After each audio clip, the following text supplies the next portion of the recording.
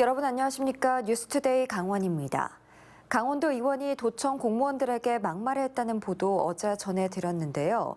내년 총선을 앞둔 민감한 시기여서인지 국민의힘이 적극 나서 소속 도의원의 무리에 대해 사과 입장을 밝혔습니다. 하지만 도의원들의 막말이나 갑질 형태가 이번이 처음이 아니어서 공무원들의 반발이 커지고 있습니다. 김도균 기자가 취재했습니다. 내년 예산안을 심사하고 있는 강원도의회 농림수산위원회. 그런데 도의원 자리 하나가 비어 있습니다. 강원도청 공무원들에게 막말을 한 사실이 알려진 윤길로 의원의 자리입니다. 윤 의원은 지난 7일 도청 공무원들이 예산결산위원들에게 내년 예산안을 사전 보고하는 자리에 갑자기 들어왔습니다. 자신이 세운 의원 사업비 예산을 공무원들이 협의 없이 조정하고 연락도 받지 않았다면서 언성을 높였습니다. 심지어 막말과 하대를 했다는 얘기가 오가면서 공직사회에 분노를 샀습니다. 뒤늦게 사실 확인에 나선 국민의힘은 사과 입장문까지 내며 진화에 나섰습니다. 윤 의원이 공직자를 향해 욕설을 퍼붓는 등 입에 담지 못할 망언을 했다며 공당으로서 절대 용납할 수 없다는 표현까지 했습니다. 우리 당 소속 도의원의 막말로 인해 빚어진 사안을 매우 심각하게 받아들여 우리 당에서는 신속하게 당 차원의 윤리를 소집해서 징계 절차에 들어갈 예정에 있습니다. 내년 국회의원 선거를 4개월 앞둔 상황에서 민심 악화를 우려한 탓입니다. 하지만 윤길로 의원은 국민의힘 입장문에 사실과 다른 내용이 있다고 주장합니다. 윤 의원은 언성을 높인 것은 사실이지만 욕설을 한 적은 없다고 반박했습니다. 막말에 대해서는 해당 공무원들과 예결위원들에게 모두 사과했다고도 덧붙였습니다. 이런 조치에도 불구하고 강원도청 공무원들은 크게 반발하고 있습니다. 간부 공무원들의 적극적인 대응과 도의원들의 특권 의식을 비판하는 의견이 줄을 이었습니다. 그런 길들이기 하기 위해서 특정 국장을 함부로 소리 지른다든가 그리고 면박 주기를 한다든가 이번 기회로 심각하게 한번 고민을 해야 될 필요가 좀 있을 것 같습니다. 특히 강원도 의원들의 갑질 논란은 이번이 처음이 아닙니다. 2018년 예결특위에서 막말 논란이 일었고 2020년에도 갑질과 폭언이 있었습니다. 일부 선출직 공직자들의 갑질과 부적절한 처신이 계속된 이상 민심을 대변하는 도의회의 신뢰도 떨어질 수밖에 없습니다. MBC 뉴스 김도균입니다. 춘천 학곡지구 아파트 입주 예정자들이 초등학교 신설을 요구하고 나섰습니다. 당초 학교가 생긴다는 말을 믿고 분양받았다며 약속을 지켜야 한다고 주장했습니다. 인근 성원초등학교로는 도저히 통학할 수 없다는 입장입니다. 백승호 기자가 보도합니다. 이주영 씨는 3년 전 춘천 학곡지구의 아파트 한 채를 분양받았습니다. 학곡지구 안에 초등학교가 생긴다는 말을 듣고 아이 키우기 좋은 환경이라고 생각했습니다. 실제로 학곡지구에는 학교 용지가 마련돼 있고 분양 광고에도 초등학교라고 적혀 있었습니다. 용지가 있기 때문에 초등학교가 들어온다고 생각을 했고 결혼하고 애를 낳으면은 이제 학교가 생길 때쯤에 이제 학교 갈 수 있겠다. 하지만 올해 들어 학교 신설이 힘들다는 말이 나왔습니다. 제 뒤로 보이는 곳이 초등학교가 들어선다고 홍보했던 곳입니다. 어린이 보호구역 표지판도 있고 승하차 공간도 마련됐지만 아직도 학교 설립은 불분명합니다. 춘천교육지원청은 학교를 신설하려면 세대수뿐 아니라 주변 여건을 종합적으로 살피는데 학곡지구의 경우 세대수가 2,700세대로 기준인 4,000세대에 못 미치고 반경 1.5km 안에 성원초등학교가 있어 학교를 또 짓기가 어렵다는 자문을 받았습니다. 입주 예정자들은 황당해하고 있습니다. 학곡지구에서 성원초등학교까지 제대로 된 통학로가 없고 걸어간다 해도 아이 걸음으로 40분이나 걸린다고 주장합니다.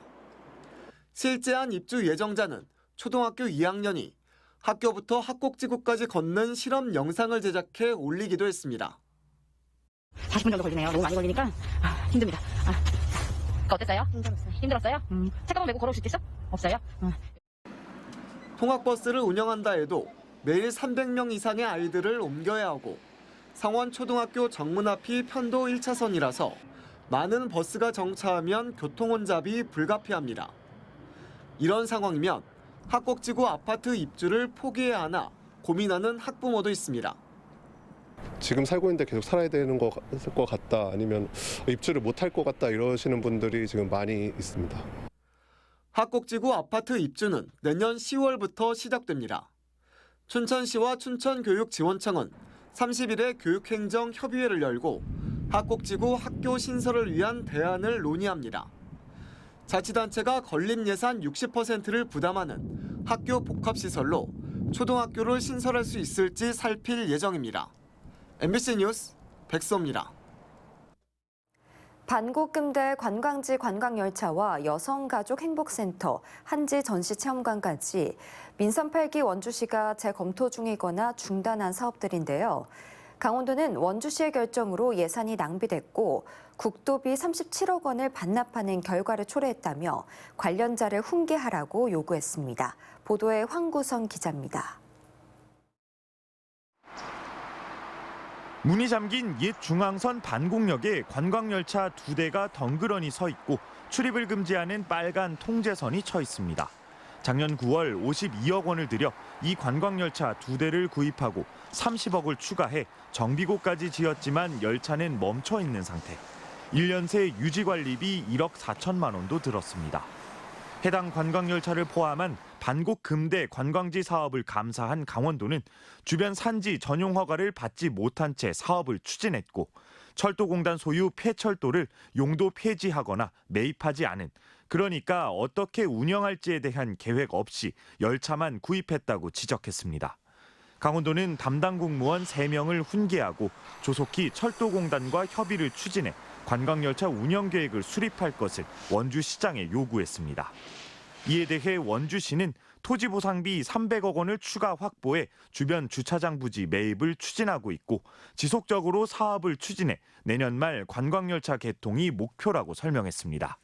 이곳 주변에 착공 예정이었던 원주 여성가족 행복센터와 한지 테마파크 전시체험관은 아예 사업이 중단되면서 그동안 들어갔던 매몰 비용과 반납해야 할 국도비 문제가 추가로 지적됐습니다. 국비 15억 등 45억을 들여 지상 3층, 연면적 1,800제곱미터 가족 돌봄 시설로 건립되려던 여성가족 행복센터. 올 초 문을 열고 인근 동부체육센터 등과 연계한 복합혁신센터 구축이 목표였지만 지난해 민선 8기 원주시가 건축비 과다 상승을 이유로 취소했습니다. 한지 테마파크 야외 광장에 도비 36억 등 65억을 들여 건립 예정이었던 연면적 990제곱미터 전시체험관도 사정은 마찬가지. 민선 8기 원주시는 재정 부담을 이유로 체험관 신축을 취소하고 기존 테마파크 건물을 리모델링하기로 사업 계획을 변경했습니다. 강원도는 이런 원주시 결정으로 행정 신뢰성을 실추시켰을 뿐 아니라 설계비 등 12억 원이 낭비됐고 국비 15억 원과 도비 22억 8천만 원을 반납하게 됐다고 지적했습니다. 밖에서 저 건물이 뭔지를 모르는 사람이 너무 많아서 저희는 노출 빈도가 제일 좋은 그 계단 밑에 그 광장을 활용해서 그 건물과 위의 건물을 연결하는 게 좋겠다, 이런 판단으로 건물을 짓는 거였거든요. 여성가족 행복센터, 한지 전시체험관과 관련해서도 강원도는 공무원 5명을 훈계하고 사업 기본 계획 수립 단계부터 철저히 검토할 것을 원주시장에게 요구했습니다. MBC 뉴스 황구선입니다. 기후변화로 산불이 연중화되면서 봄철뿐만 아니라 가을과 겨울에도 곳곳에서 산불이 발생하고 있습니다. 산림 피해도 문제지만 주택에 불이 옮겨 붙으면 큰 인명피해를 낳을 수 있어 소방과 대학 등 민관에서 대비에 나서고 있습니다. 보도에 이하라 기자입니다. 바짝 마른 소나무 숲에 붉은색 연막탄이 터지고 소방차 등 화재 진압 차량 7대가 출동해 대원들이 직접 소방호스로 불을 끕니다. 민가인 컨테이너로 산불이 옮겨 붙자 강원 소방 헬기가 동원됩니다. 그래도 산불이 잡히지 않자 소방청 종합상황실은 첫 번째 헬기의 임무를 공중지휘로 전환하고 전국에 화재를 진압할 소방 헬기 동원령을 내립니다. 강풍의 불길이 민가 지역으로 강하게 번지고 있어 충광 1호, 서울 2호, 경기 2호, 호남 1호, 인천 2호 출동 바랍니다. 지난 4월 강릉에서 발생한 도시명 산림 화재처럼 시민 생명을 위협하는 산불에 대비하기 위해 소방청이 헬기 진압 훈련을 벌였습니다.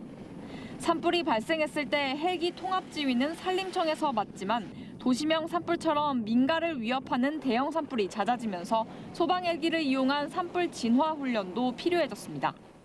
인명피해가 극히 우려되는 상황에서는 필요에 따라서는 소방에서 소방 헬기를 동원해서 통합지휘할 필요가 있다고 생각합니다.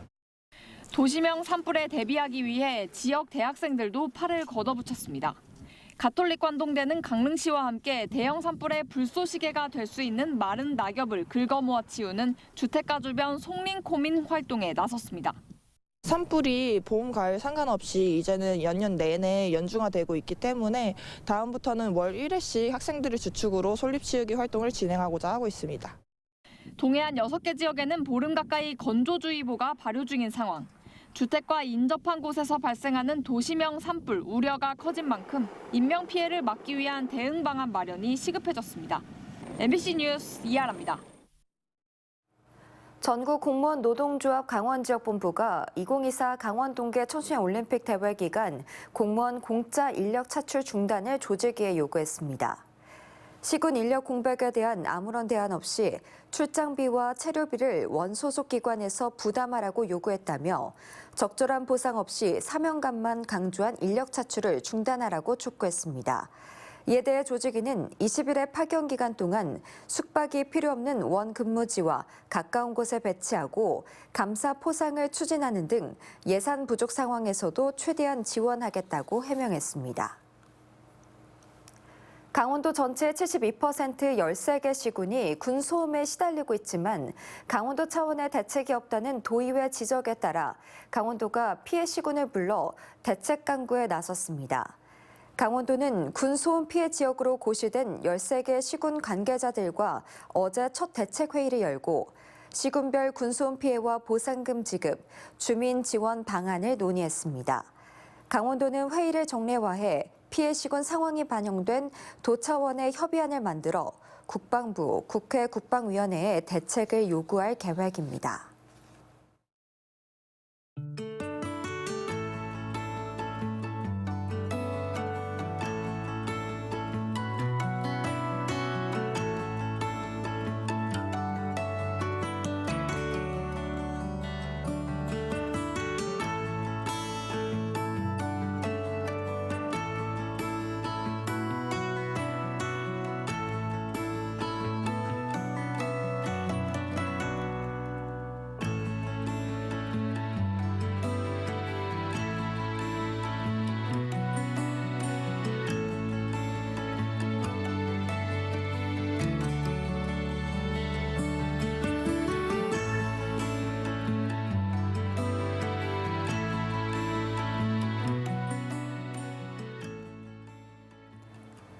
강원도의회가 강원도교육청이 편성한 전자칠판 예산을 전액 삭감했습니다.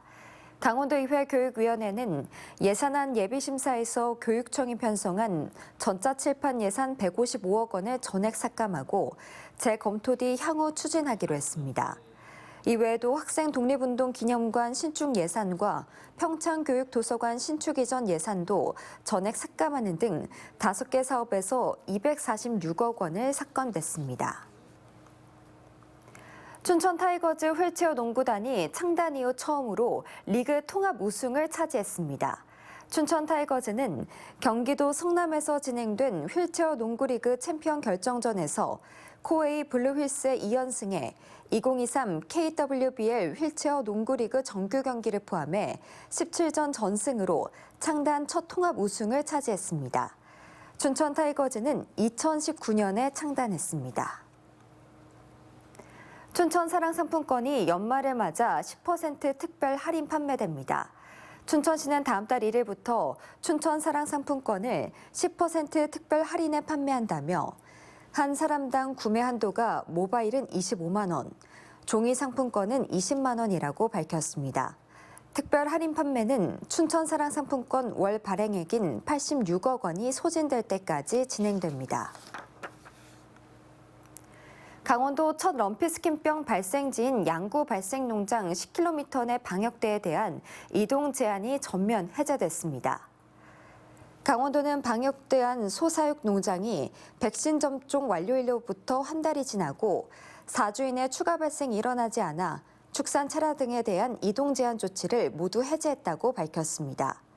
이어서 양구 해안면과 철원 갈마릅 등 럼피스킨병이 발생한 6개 농가 방역대에 대해서도 정밀 검사를 거쳐 순차적으로 이동 제한을 해제할 방침입니다. 옛 미군 기지인 원주 캠프롱 오염 토양 정화 사업이 마무리됐습니다. 원주시는 다음 달 13일 태장 이동 행정복지센터에서 보고회를 열어 정화 사업의 추진 결과와 시민 참여 협의체의 활동 실적, 정화 부지 활용 계획 등을 시민들에게 설명할 예정입니다. 보고회에는 누구나 참여할 수 있으며 다음 달 5일까지 시청 환경과로 참여 신청서를 제출하면 됩니다. 국방부는 지난해 12월 부진의 조기 개방 구역에 대한 정화를 완료한 데 이어 최근 나머지 부지에 대한 정화 사업도 완료하고 내년 초 준공을 목표로 정화 시설을 철거하고 있습니다. 강릉시가 지역의 커피 문화를 산업으로 확장시키기 위해 본격적인 지원 사업에 착수합니다. 강릉시는 내년부터 3년간 15억 원을 투입해 강릉과학산업진흥원, 키스트 등과 함께 과학기술을 접목한 다양한 커피를 개발하고 지역 커피 업체들의 원두 판매 등 판로 개척을 위한 지원 사업을 벌일 예정입니다. 또 강릉의 커피를 대표하는 통합 브랜드 개발도 함께 진행해 나갈 계획입니다. 고성에서 도루묵 체험 한마당 행사가 열립니다. 내일부터 4일간 고성군 주강면 5호항 일원에서 열리는 2023 5호항 도루묵 체험 한마당 행사는 도루묵 낚시 체험과 요리, 그물 손질과 정량 달기 등으로 꾸며집니다. 고성군은 도루묵 체험에만 집중할 수 있도록 축제 대신 체험 한마당 용어를 사용했으며 개 폐회식도 모두 열지 않기로 했습니다. 강릉시청 컬링팀 팀킴이 제1회 의성군수배 전국 컬링대회에서 여자 일반부 초대 챔피언에 올랐습니다. 팀킴은 지난 6월 국가대표 선발전 결승에서 패배를 안겨줬던 형 국가대표 경기도청을 연장전 끝에 5대3으로 이기고 우승을 차지했습니다. 팀킴은 다음 달 일본에서 열리는 2023 가루이자와 인터내셔널 챔피언십에 참가할 예정입니다. 원주형 AI 공동연구센터를 구축하고 AI 융합사업 생태계를 조성하기 위한 협의체가 구성돼 본격적인 활동에 들어갔습니다.